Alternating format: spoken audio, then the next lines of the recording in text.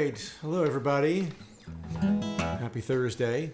Let me know if you can hear everything okay. If you can, I'll play through the tune with some of the latest arranging things in it. And then we'll get into all this stop time. Stop time licks and the shout chorus.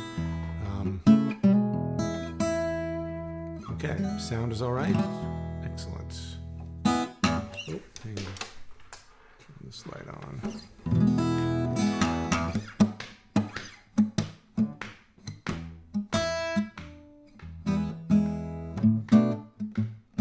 Oh, I did. I forgot to send out a reminder. Oh my gosh. All right, sit tight, everybody. I totally spaced on doing that. And I should. So hang on. Hum to yourself or pick up your guitar and practice. I should send this out and remind everybody that that we're meeting. I so apologize for that. I was wondering why there were not a lot of people chiming in, and now I remember why. Now I know why. Announcements. Hang on. Live streaming. No.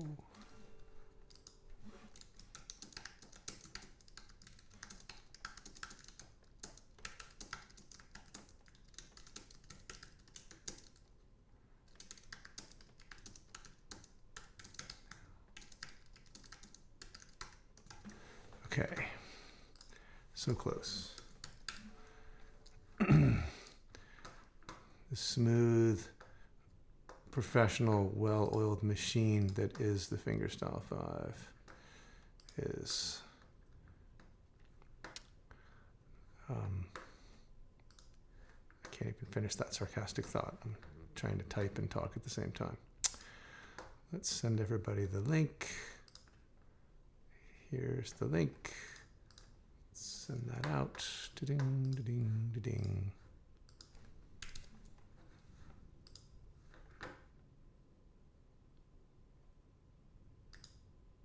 Okay.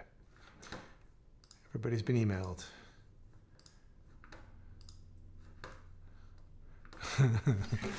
All right. Well, hopefully that will help.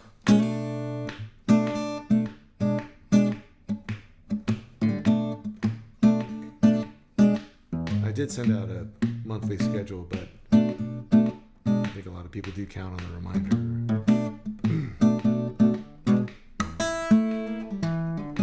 So Daniel, thanks for the reminder about the reminder.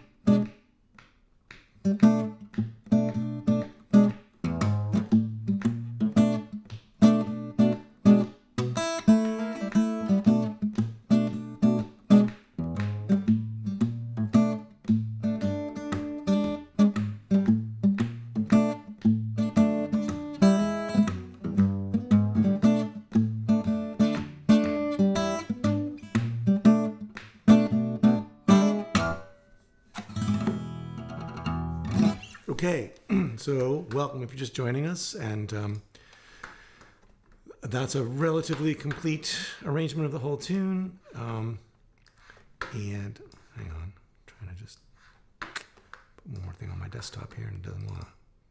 There we go. And apologies for the slow alert about the live stream. If you're watching it on if you're watching it on replay, I don't blame you. But today we're going to look at I've got the, oh gosh, I had this up the whole time, didn't I? So sorry. I'm really kind of a headless chicken today. This, I should have had full screen up while I was doing the intro, and we already covered all of this. We should be here. So yeah, whoops. Okay. That's what should have been up, and it wasn't, and I apologize. I'll play the tune again on the way out. Deep breath. Okay, so today we're going to combine two ideas that we've already talked about. One is the idea of a shout chorus, which we've done a lot.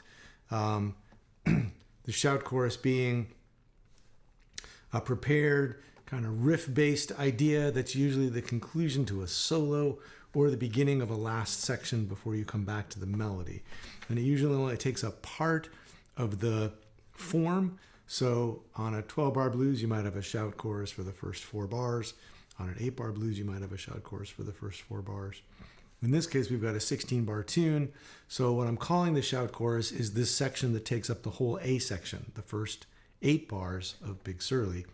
And we are then going to do a stop time section for the shout chorus. So it's stop time rather than a riff-based variation on the chord changes, but it does follow the original chord progression. It sits on an E chord for 8 bars. And it's stop time because we're going to do hits on the downbeat with the thumb and then fill it in with single note licks in between. So as we're coming back around,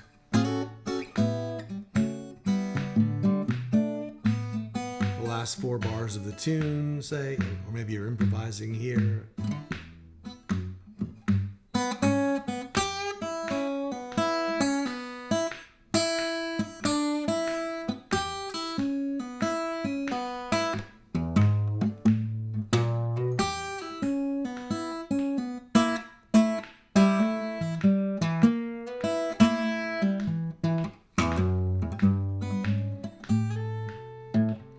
So it's going to take up that 8-bar section. So if you look, you can see there's a downbeat on the E, right on the first, the 1 of the first measure.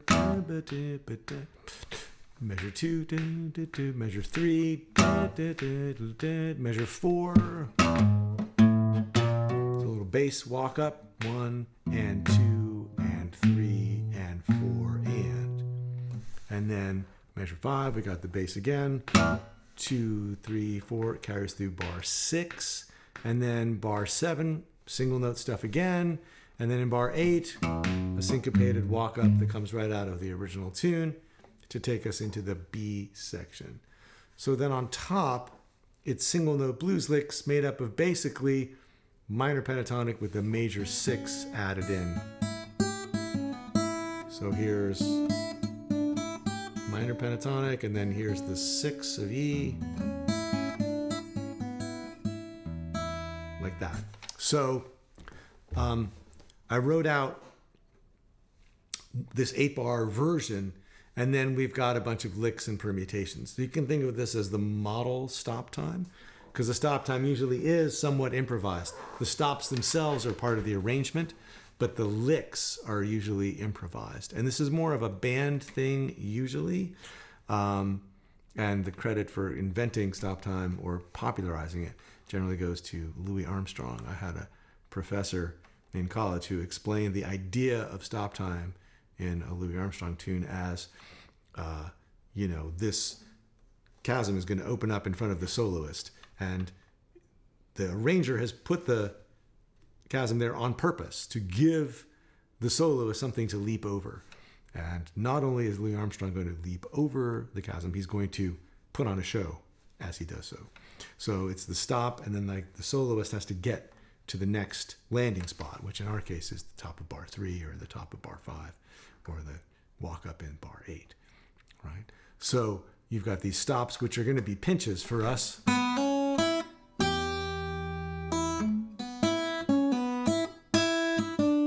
I notated with these little dots. These are staccato notes. We talked about these a month or two ago.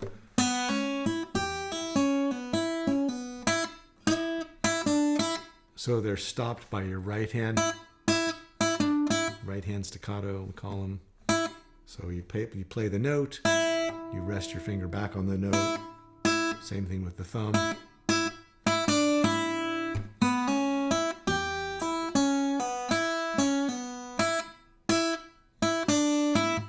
And you could play them just with your fingers.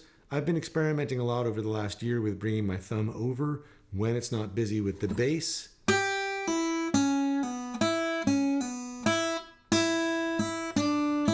So that I get this alternation with whatever finger would ordinarily be playing the upper string of a pair. So in this case, I've got notes on the second string and first string. So I'm picking with the thumb on the second string, and then coming over to the ring finger for the high string. And then when I'm back on the second string doing the pull off, I'm hitting that with the thumb. So I'm just really alternating. The high string's always the ring finger, the thumb is always on the second string.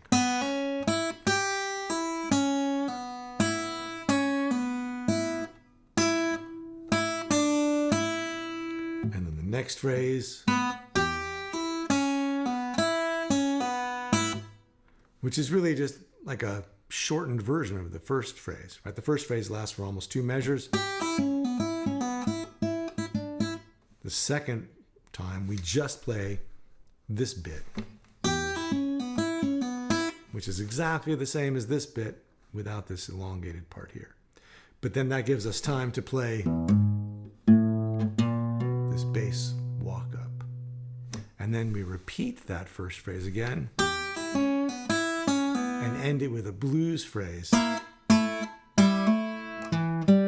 So that's really the end of the phrase right there. So again, double stops. I'm bringing my thumb down to the third string and playing the high string with my ring finger. And then the thumb is going down to the fourth string, and then the index is getting the third string.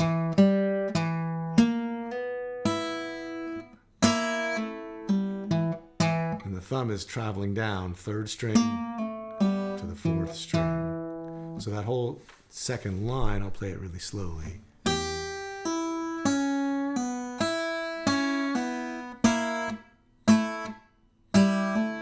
That's the end of that phrase, and that's answered by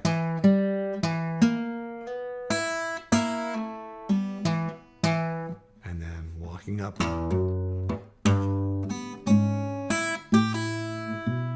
wherever you're going to go. So the whole model stop time sounds like this. 2.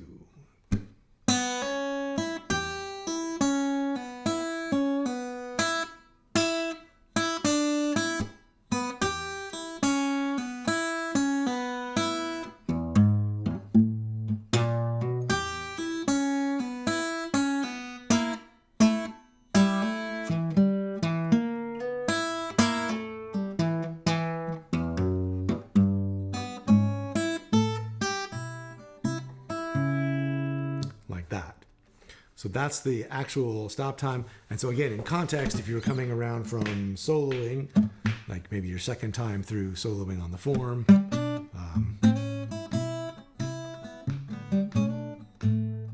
I would keep the bass line going the stop time so that the stop time feels like a surprise. So.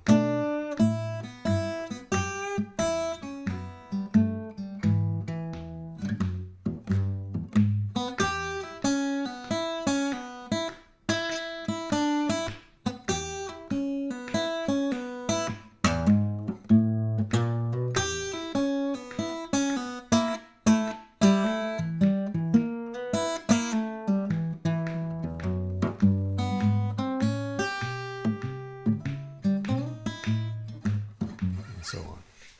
So that's one version of the stop time you can drop in. And then here are some variations on the licks. So the thing about, let me go back one for just a second.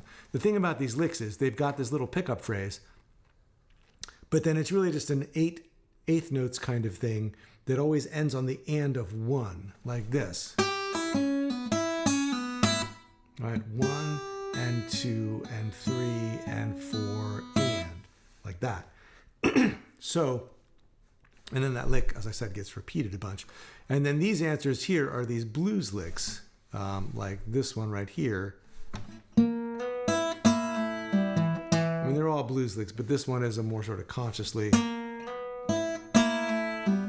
bluesy thing because it's got the flat 5, it's got the double stop. So if we want to have some variations on this, really, if we can come up with a new lick to drop in measures 1, 3, and 5, we're most of the way towards creating a new stop time lick of our own.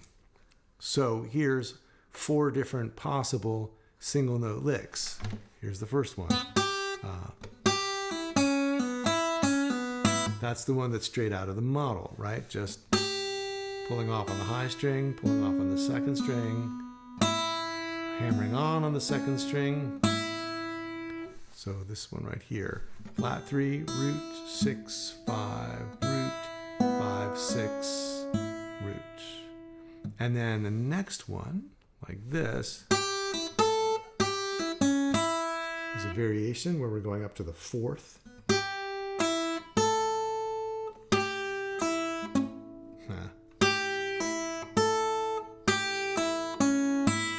Right, flat 3, root, 6, root.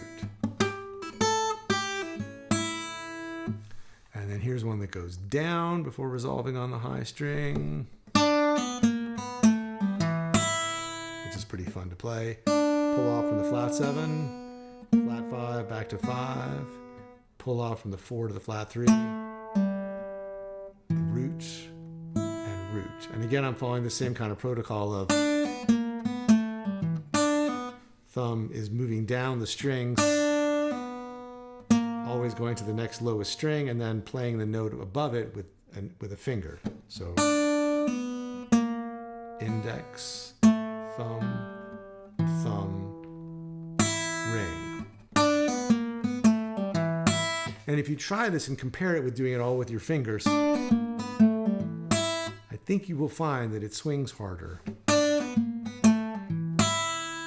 and that it's possible to make it a little more grooving. And then finally, this 4th one here. So pulling off from flat 7 to 6 to 5, continuous pull-offs. 4, 5, 4, flat 3, root. And again, leading with the thumb. Now each one of these could be played with a pickup phrase or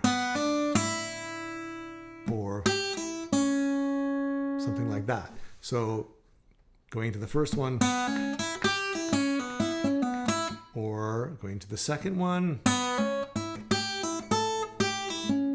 going into the third one, and going into the 4th one.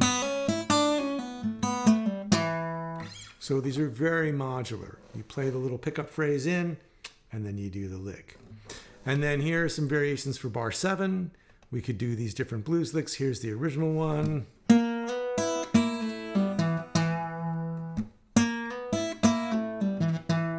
And then here's a few more. Here's a double stop one. Pretty cool. That one you will need to use your fingers on the 3rd and 2nd string, index and middle together. over to the root, back to the root, over to the root, pull off to the flat 7, and then the root again. And then another one using some of the lower strings. That one's kind of nice because it's got that cool chromatic idea folded in. So 4, pulling off to 3. So here the index has to travel down to get ready for the thumb on the 5th string. So index pulls off, picks the pull off, and then index plays the root, and then over to the thumb. So we can then play index, thumb, index, and then whatever you want for this one. So, and then finally, a bunch of hammer-ons and pull-offs. So without the double stop, it's hammering on from 4 to flat 5, pulling off from flat 5 to 4, and pulling off from 4 to flat 3, and then 4 to flat 3 again to the root. So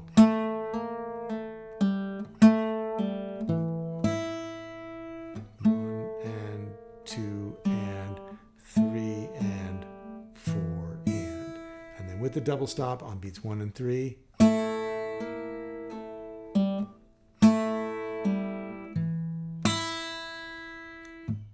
So there's the 4 blues licks. I'll play them together in order from here on down.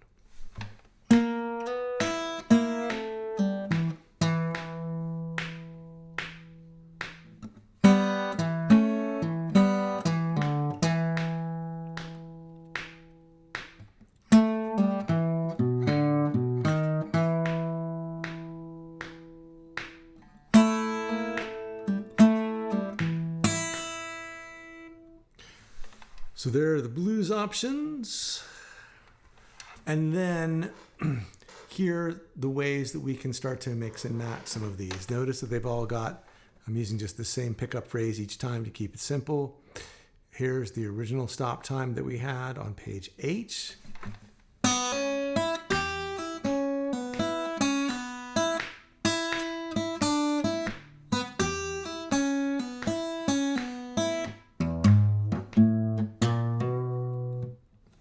First 4 bars of the stop time. And then here we could use the second lick and continue it on. So that gives us this. 1, 2, 3. Whoops, gotta play it right. 1, 2, 3.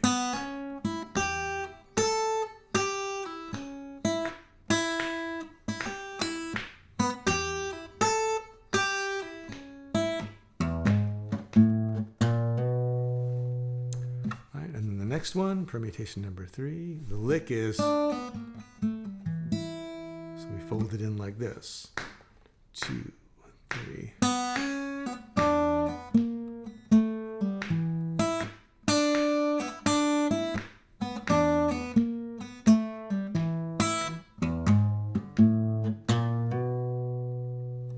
And then finally, the last one, the last lick we have is this. So we're going to fold that in like this for permutation number 4. 1, 2, 3.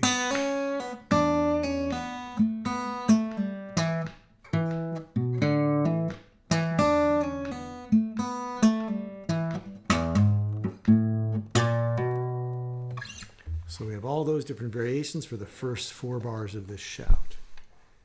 And then we're going to repeat each of those. But this time we're going to end them with a blues lick, and we have 4 different blues licks. So we're going to go first like this. Here's our original lick. All right, so we've got the pickup. And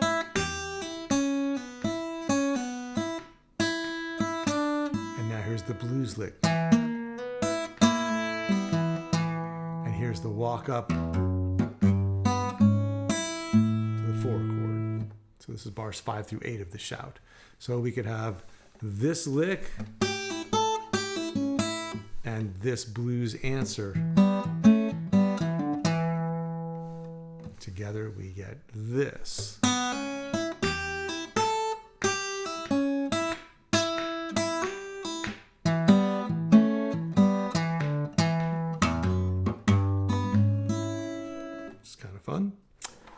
then with this one that goes, we're going to pair that with this blues lick with a little chromatic walk up, and together we get this.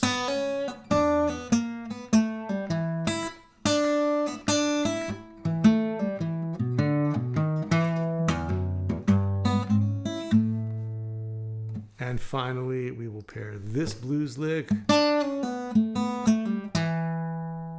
Ooh, is that the same one as before? Phooey. Okay, I'll have to fix that. There should be a different blues, there should be a different eighth note lick there. Although it ends differently.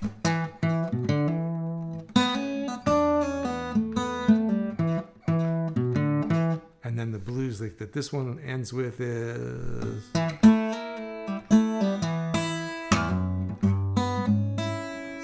So I guess this lick was supposed to be... Oh no, this is different. Yeah, what am I saying? This one is... And this one is... Those are very different. All right, it's a little bit like that Star Trek episode where the two aliens are fighting and one of them has white on this side of his face and the other one has it on this side. Those licks really are almost exactly the same, but they are technically different. So those are 4 different ways to do the back half. And of course, I don't think I did this on this handout. I did not. But you could divide things right here, and you could end this bar 5 and 6 with this bar 7 and 8, right? So like, you know, from here, you could then drop down to this blues lick. So that would sound like this. And then go here.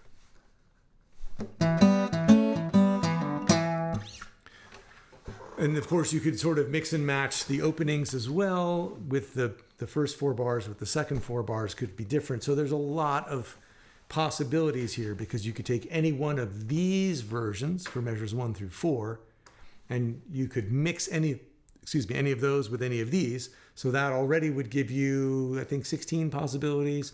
And then if you start shuffling around the back half with the blues licks, I think that gets you pretty quickly up to like 64 combinations or something like that. So eventually, you know, just by learning these couple of pages of licks, you would have enough to play a pretty endless variety of stop times so that you can basically just sort of internalize the format of it.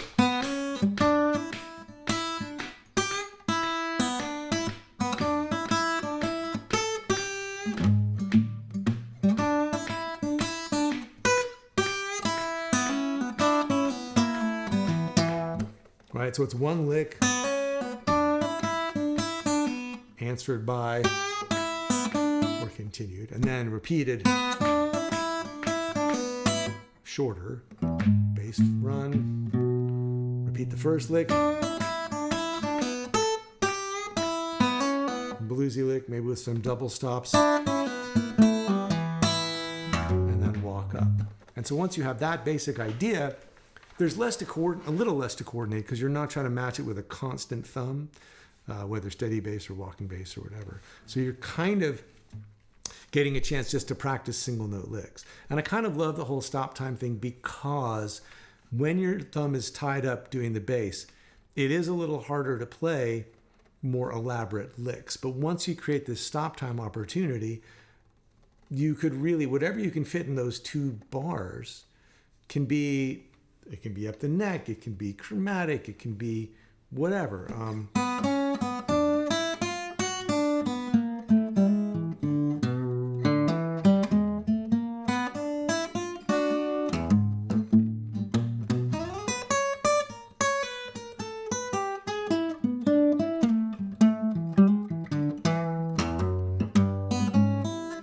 it's a little ridiculous, but really you could go wherever you want. You could do chords.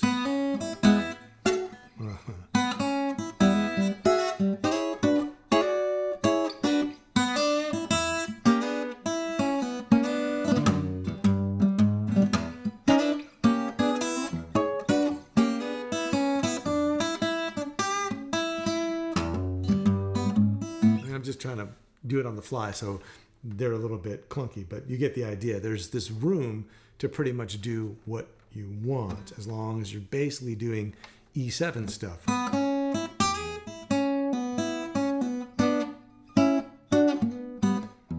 treble stops, you know, all different kinds of things.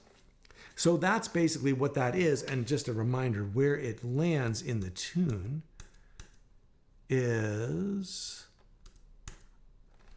this is the shout chorus. So you could do, you know, your intro vamp. You could do fundamental version of the tune. You could come around and do the embellished version.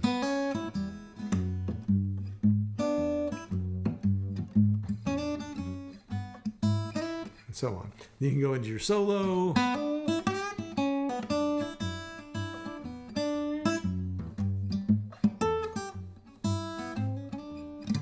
When you come back around, then the shout chorus.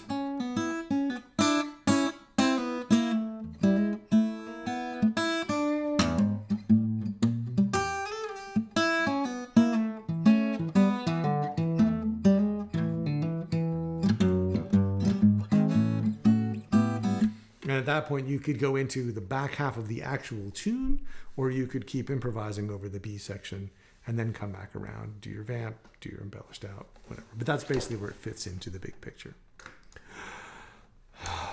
So that is everything about the shout chorus and the stop time. So if you've got questions about that or about anything that we talked about last week with the arranging, I could play through the tune again now that it's on full screen, and if you've got questions, you could post them. And I will try, I don't see any questions in any earlier. I will try and play through the tune at less of a breakneck pace. And then if you've got questions, drop them in the chat while I'm playing through the tune.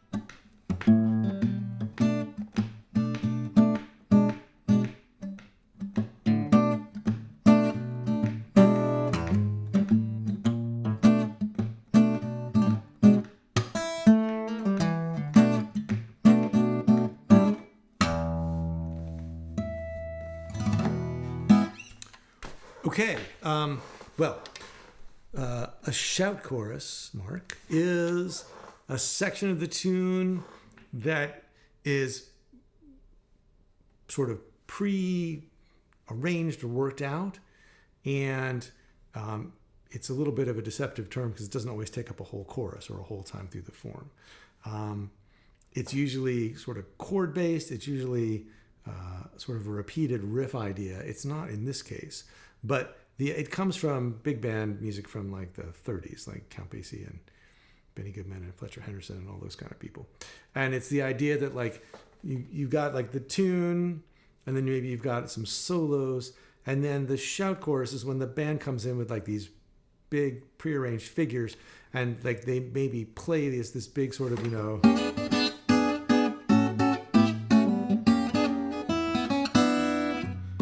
and then in response, like whoever was soloing comes back in and does some more improvising. So we're just like appropriating that for solo guitar. So if I was going to do more of a chord-based shout chorus on this, it's really just a vamp, right? So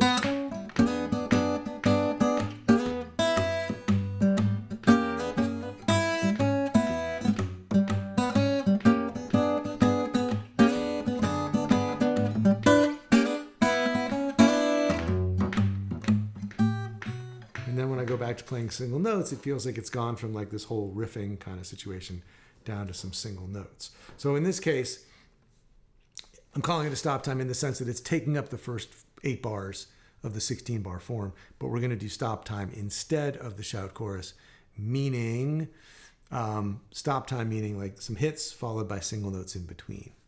So I hope that clarifies that. There are a lot of other tunes here with more typical kinds of chord-based shout choruses, which almost basically every song has at least one shout chorus written out for it. Blake, can you show stop time as an ending coming out of the vamp? Oh, like as an ending to the tune. I'm going to assume that's what you mean. If it's not, let me know. So you're doing the vamp. I mean, the vamp is a bit of a stop time thing itself.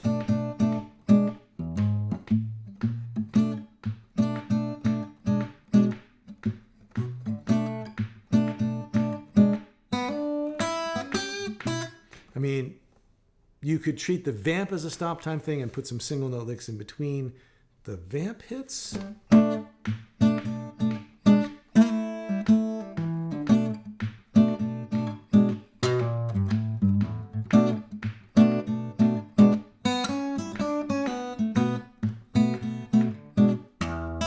So there's that. I'm sorry, like I don't remember what I asked. Like, I know we talked a bunch about, oops, let me pull this up.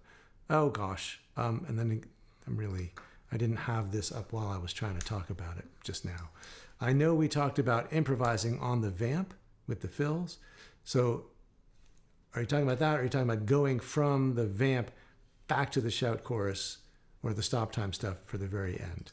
I'll try to pay more attention to what I asked and what you, so basically, we can do stop time on the vamp at the ending, which I think would make more sense than going into the stop time here after doing the vamp as a closing thing. So the stop time stuff,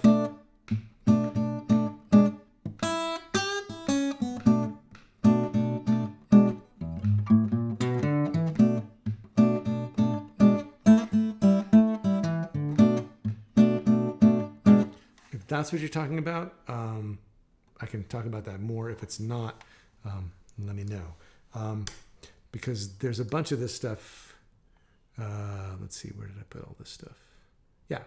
So these are just stop time from the vamp to the end of the tune.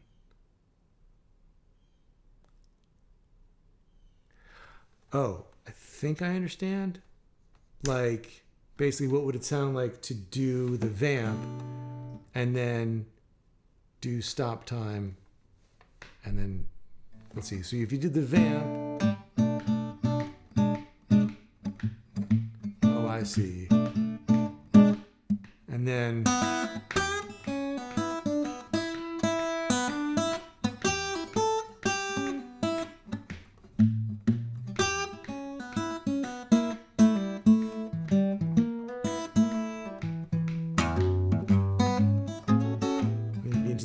section.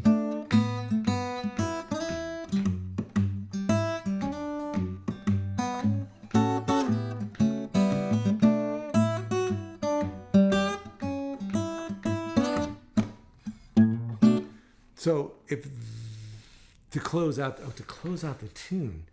Well, here's the thing, Blake. If I was going to do stop time to close out the tune, I would not do the shout chorus stop time. I would do the stop time that I described this way as like improvising the fills on the vamp, because the vamp feels more like a closing statement to me than the stop time, than the shout chorus does. The shout chorus is really leading you back to the 4 chord. And it's going to sort of take you back around again. So, I mean, you could, I guess...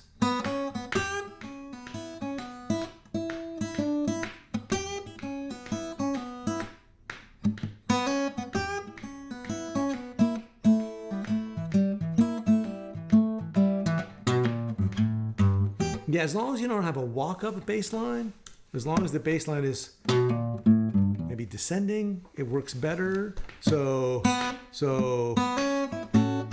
coming out of the tune, here's the last B section.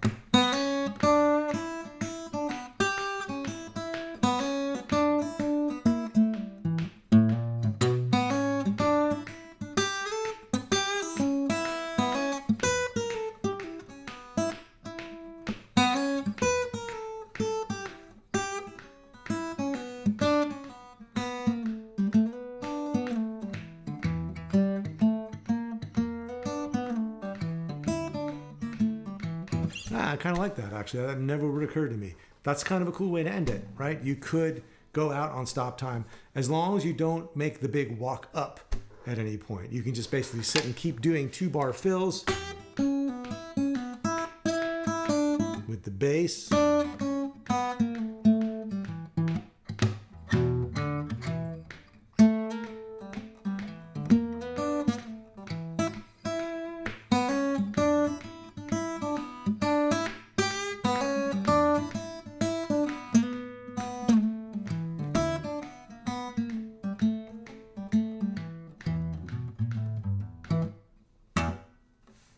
That. So yeah, that would actually be kind of cool. Good question, Blake. I like it. Okay, Abdel from France here for the first time. Welcome, Abdel. Great to have you here. I'm discovering... I am... Oh, message retracted. Okay.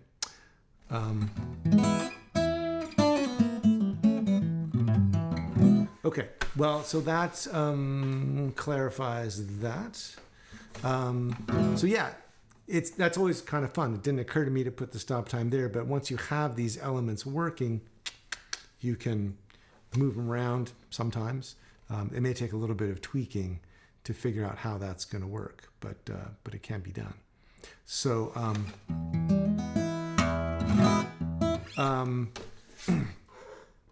not seeing any more questions at the moment.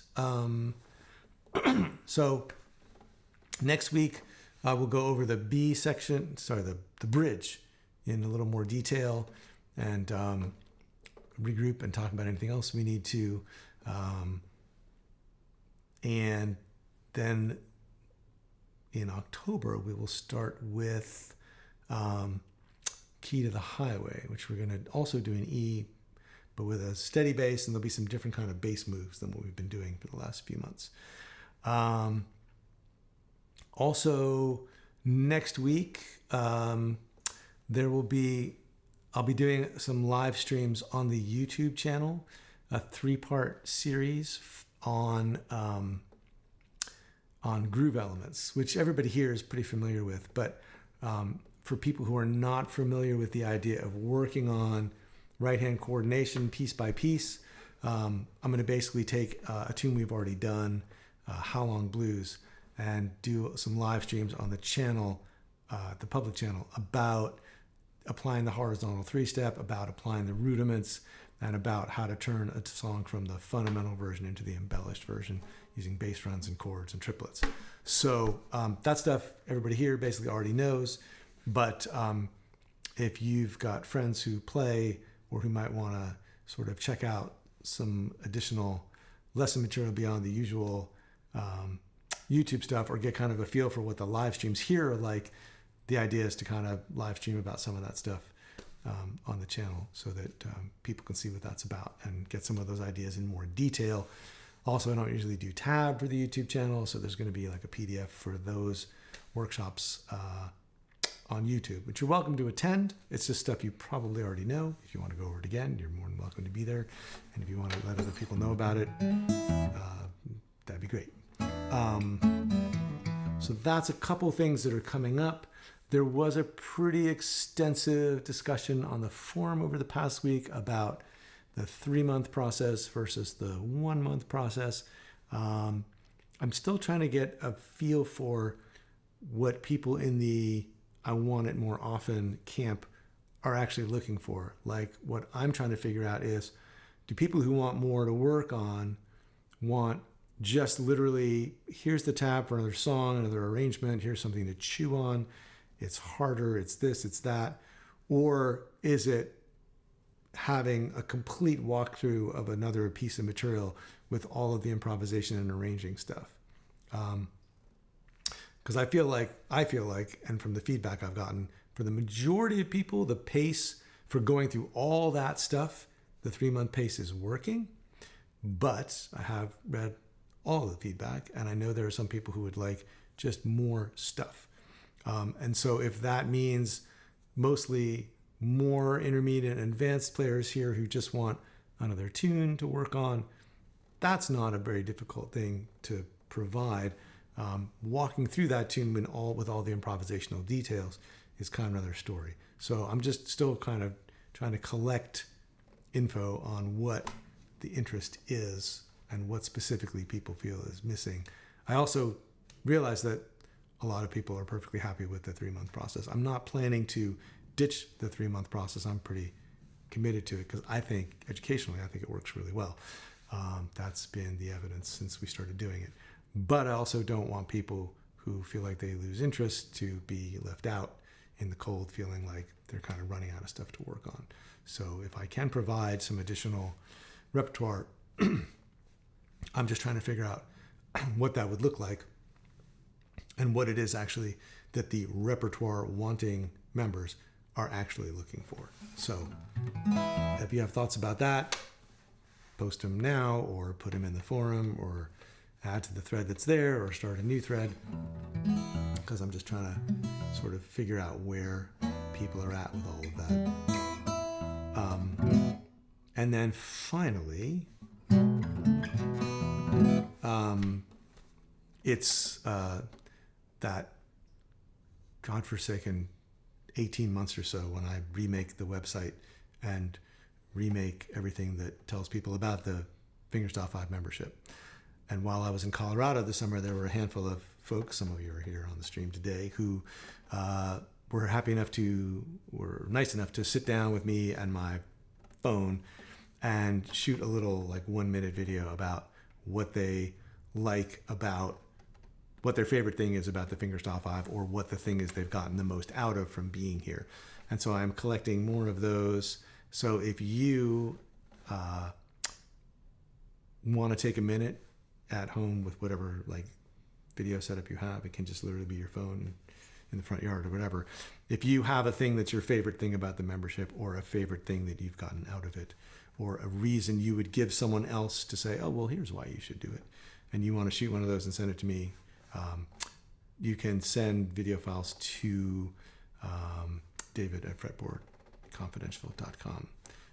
And if you're okay with me using them on whatever kind of like on the website or whatever, just let me know. So that's something that I'm just collecting right now.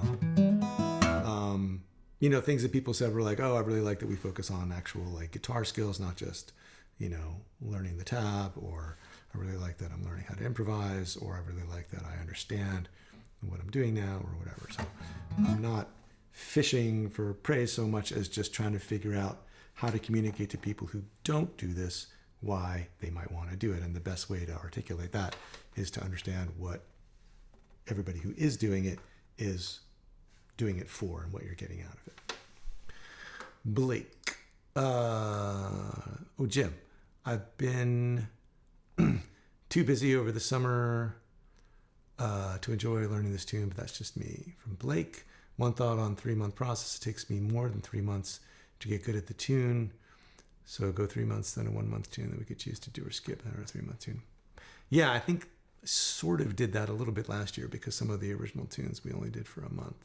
So that is an option. Mike, what happened to the picks we sent in our practice area? Some of those did end up on the website. I used 3 or 4 of them at the time. And I might want to refresh those at some point. So it's good to have them. But yeah, some of them did get used, and some of them will probably still get used in the future.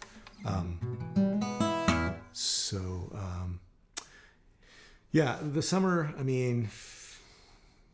I totally understand not getting to a tune over the summer, especially one that was kind of challenging.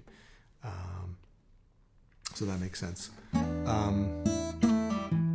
I personally like the 3-month rotation. And doing the same 3-month rotation each time helps me keep the material consistent, which is something I've really been trying to do, so that when you go through a new tune, you kind of know what to expect as far as the structure.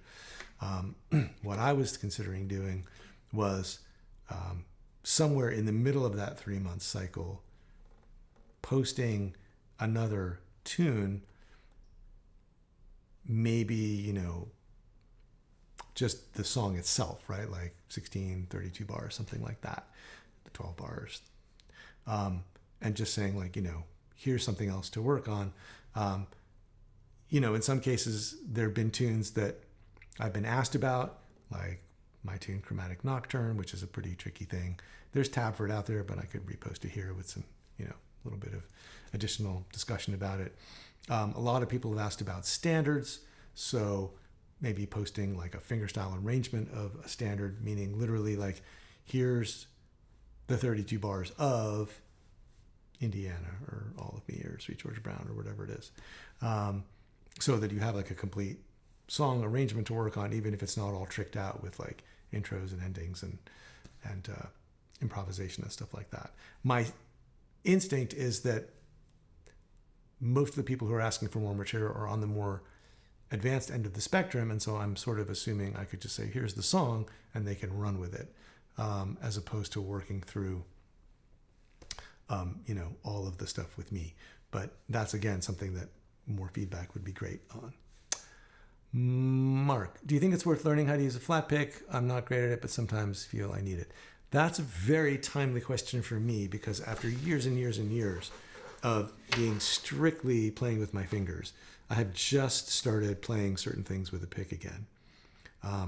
And so I've always been a very mediocre flat picker in the sense of like playing fiddle tunes or playing anything up tempo with a pick, not so much, But I actually have one right here, and I've been working on it. And, to me, it's kind of a stylistic thing more than anything else.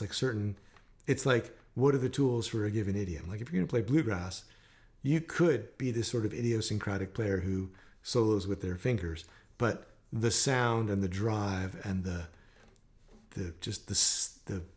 idiom itself, it's done with a pick. And so maybe if you're going to play that kind of music, that's what you adapt your playing to. That's the tool you use. Same thing for playing swing. Like, if you're going to be playing that kind of stuff, you can do it with your thumb, and I often have. But if you really want to get, again, the sort of the impact that kind of playing is supposed to have,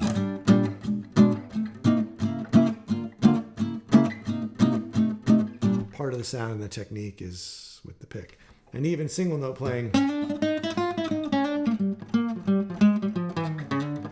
I really started working with the pick a month or two ago because I was playing with other people more. And I was like, I'm getting blisters and I can't really project. And I don't think I'll ever be able to play at the kind of tempo that I want to be able to just playing with my fingers or just playing with my thumb. So I think in some cases it makes a lot of sense to explore playing with the pick. But I look at it as basically like picking up another instrument almost. That's a little pretentious, but it's kind of true. It's like, well, now I'm playing with a pick. That's to do these certain things that I'm not ordinarily doing when I play fingerstyle. And that's certain kinds of comping and certain kinds of soloing. So I hope that makes sense. What about a 2-month cycle? Yeah, I'll have to think about that too. I mean, I really think it divides so nicely into these 3 little sections. So again, that's sort of my instinct. And I, as a student, like a certain amount of breathing room. I know one of the knocks has been like, well, we're not spending the entire hour of the live stream like on content. And I'm like, yeah, that's sort of a good thing, I think. It leaves more time to actually absorb what's going on. I think it's way more important to learn a little bit less stuff in a more detailed way, which again, it took a certain amount of experimentation to arrive at this particular format. I mean, it'll be 5 years in October. So it's not random, like it's pretty thought out. So I feel, again, pretty committed to the 3-month cycle, but open to trying to provide additional material for people who feel like that's something that's necessary. Hank, I like the 3-month format. It gives me time to work on a lot of the content. I never finished the degree I would like, so 3 months is a thumbs up. Robert, I love the idea that for an arrangement of a standard, maybe with some variations of complexity. Spencer, what about recapping some of the earlier tunes? There's some great tunes I forget about. And Johnny recapping those that are related to the 3-month tune. Now that's interesting. And Joel, depth and detail is really nice with the 3-month format. Yeah, so I really wanted to revisit some songs, some early songs from the membership that we'd only done a month on in the 3-month format, because I felt like the original lesson plan was not as thorough as far as teaching the improvisation and the arranging part. But there was a bit of a hue and an outcry at the idea of repeating a song we'd already done. I thought it was a great idea to come back to something we hadn't seen in like 3 years, but some people were like, just thought that was a total waste of time. So I pretty much abandoned that idea. Revisiting a tune that's similar to something we were doing at the moment is a possibility. That might be interesting. So these are good ideas. So thank you. I will continue to try to weigh this one and try to find a balance for what's going on. And there's also just the reality of my own focus. Like I'm still basically doing this all by myself, and there's only so many different avenues that I can, keep going with any degree of clarity, So doing multiple songs at the same time is pretty unrealistic. But like I said, if it's a matter of just saying like, well, here's a tune you might want to chew on for a little while. Here's how to play the head to that tune with your fingers and your thumb. That is something that's within the realm that I can certainly provide. Because I'm also trying to keep everything under one roof and not sort of spin it off into like, well, here's a separate thing that does this. Here's a separate thing that does that. It's like, I really would like the Fingerstyle Pod to be this focused place you can go and work on a particular thing and not be trying to operate, too many different things at once.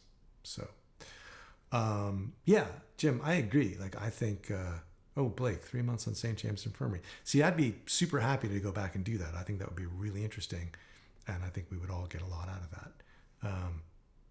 I know that there are definitely some members who are greatly opposed to that idea. Yeah, like I said, I think overall, generally, the 3-month format is working for most people, but that is anecdotal. And I do know that, I mean, this whole conversation was sparked by someone saying on the forum, like, I'm not a big fan of this 3-month thing. And I'm like, okay, let's talk about that. So we will continue to do so. In the meantime, thank you for being here. And if you're watching on replay, my apologies again for not posting sooner. We'll have our 3rd stream of the month, next week. If you've got questions, have them, because we really don't have, we have the bridge to talk about. And that's really the main substance for next week. And I think that'll probably take us about half the time.